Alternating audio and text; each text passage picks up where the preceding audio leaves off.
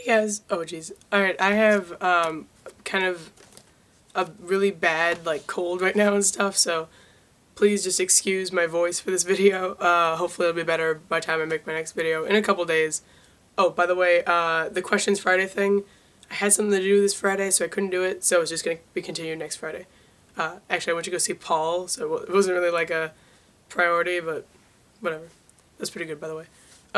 Anyway, the sole purpose of this video is to talk about something I found weird in these games. Fable.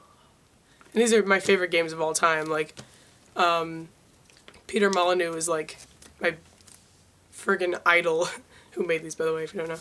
And, well, he didn't, like, make them on his own, just in his garage. But, all of Lionhead, my idol. By the way, start with the PC game, not the Xbox game. Because that's what it was meant to be on.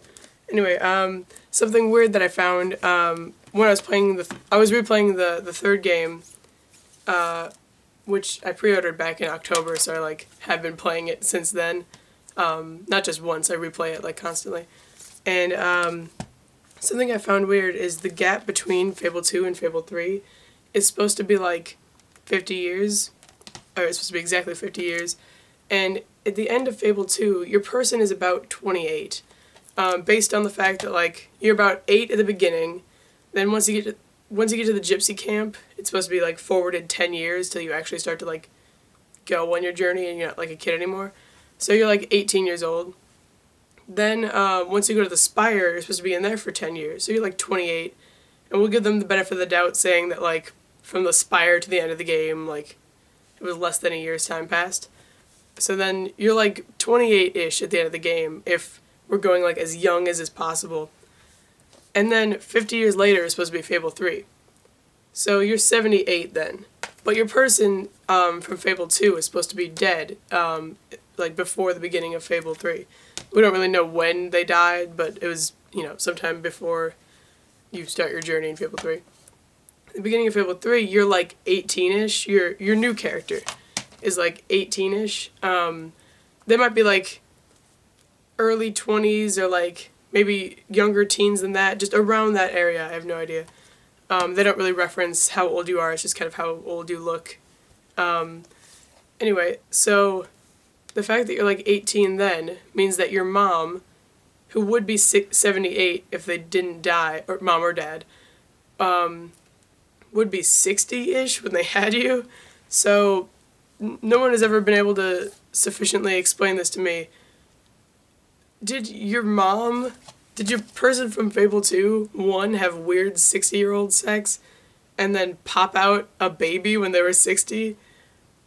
Because that's confusing. Also, then, by the end of this game, your dog would be, like, if you got it when you were 8, and let's just say it was, like, a year old, because it was full grown, so it's, like, maybe a year old, less than that, it would still be, like, well, if you were 8, it'd be, like, 20 years old by the end, so it's kind of maybe it's a hero dog, I have no idea. And they do reference in, like, Fable 2 that, like, they don't reference it, they just kind of, one of those little things while it's loading, it's like, heroes can fall great heights and not die, or whatever, like, that would kill a normal person. So maybe, like, them being super strong, they can pop out babies when they're 60. I have no idea, that just was weird to me. So yeah, if somebody wants to explain something that didn't get to me, totally do it. And that's not a legitimate thing that I have against these games. Like, this is something I found weird.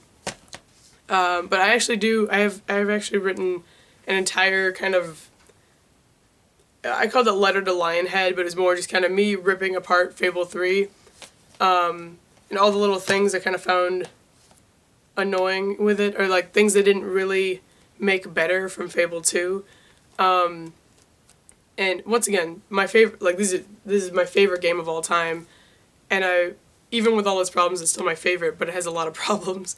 If you want to go read that on my DeviantArt, it's down in the thingerdiddle.